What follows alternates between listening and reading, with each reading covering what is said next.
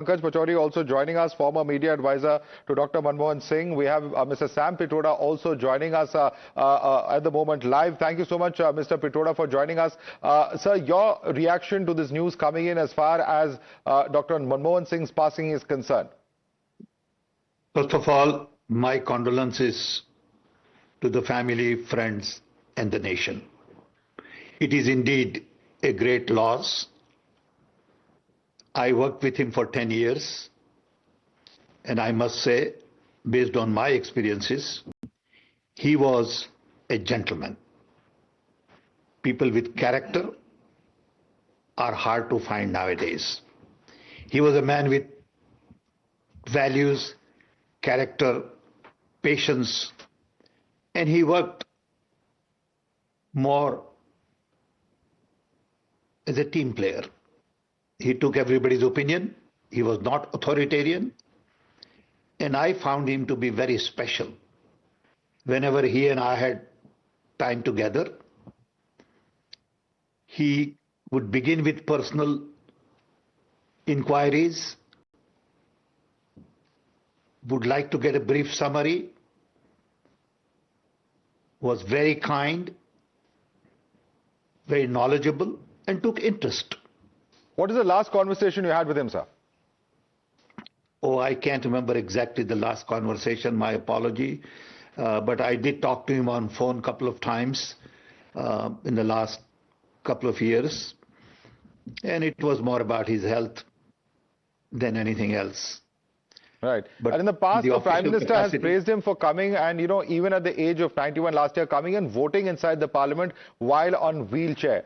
Do you think that sort of depicts really, in a word, what Dr. Manmohan Singh was all about? Even fulfilling his duty despite the most difficult and dire of circumstances. Absolutely. I must give you one example. One of the finance ministers from UK met me once and he said, Mr. Pitroda, when I met Manmohan Singh, for the first time, I felt like I met God. He said he was in his white clothes, white turban, elegant, so quiet, so peaceful. He said, I had no idea that a man could be so peaceful in that capacity. Who was this? Was this Gordon Brown or someone else? I can't remember who exactly was it, but I met him in London, and he said it was the most interesting meeting I have ever had in my life. So the compliments come from different groups of people. Contrary to what Indian media sometimes says about him, he was not weak. He was more collaborative. He was not authoritarian. He was not interested in personal publicity at all. He was humble. He was a true leader who allowed others to shine and was not interested in taking glory away from you. Right. He was comfortable. He was content. He had a great self-esteem. Right. And I admire that about him. I was just about to ask you, the tweet that, the statement that he put out, I beg your pardon, at the time that India went in for the financial reforms in 1991, was his quote of Victor Hugo saying, nobody can stop an idea whose time has come, and then referring to India as being the context of an idea whose time has come. That itself shows the kind of resolve and the clarity of thought of a person who was bringing in such a huge, historic, and, at that point of time, extremely controversial set of reforms. Absolutely, but that also talks about the inner strength of the man.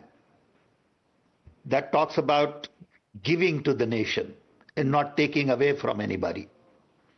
These kinds of leaders are hard to find nowadays. They are all selfish. They are all into profits and power. And Manmohan Singh was more into planet and people. He worried about sustainability. Look at the nuclear deal he signed with the US against all the odds, because he believed that clean energy is going to be the key driver going forward in India's growth. And he was a very special person. I think that generation is difficult to find nowadays. Right. You know, Right. the One of new the other- generation is Yeah, new please go ahead, please go generation ahead. is too selfish, too self-centered, worrying about what will happen to them and not to others. Okay, but I'd like to ask you, about the social sector reforms, the massive contributions that he had. Of course, you are part of the Overseas Congress. Diplomacy at that point of time, you referred to the nuclear deal. These are some of the very, very touchy areas where there were huge breakthroughs, do you believe, during the time of Dr. Manmohan Singh?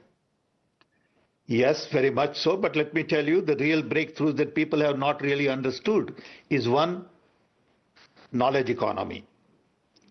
You know, I was head of the National Knowledge Commission during his time.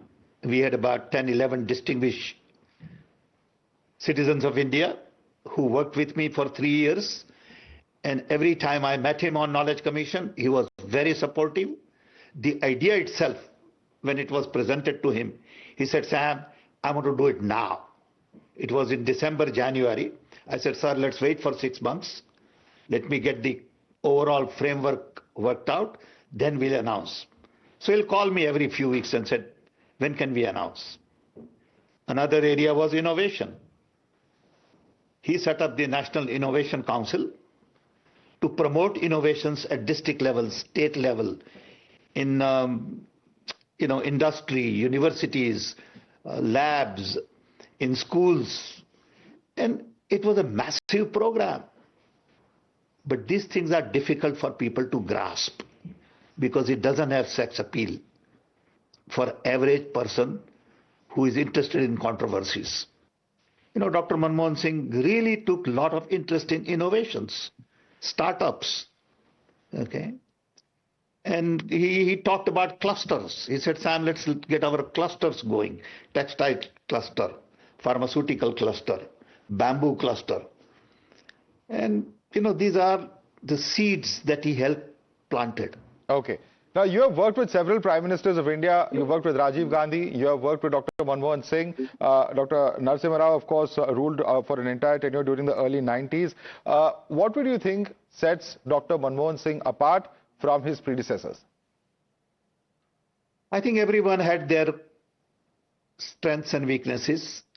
Dr. Manmohan Singh was too simple, too humble, and at times people misunderstood him for his simplicity. He never raised his voice. I can't remember him raising his voice on anything or getting mad at anything. I remember Rajiv Gandhi raising his voice, getting mad at somebody. I remember Narasimha Rao also getting mad at somebody. And I worked with many Prime Ministers, including VP Singh, Chandrasekhar, Devi Gowda.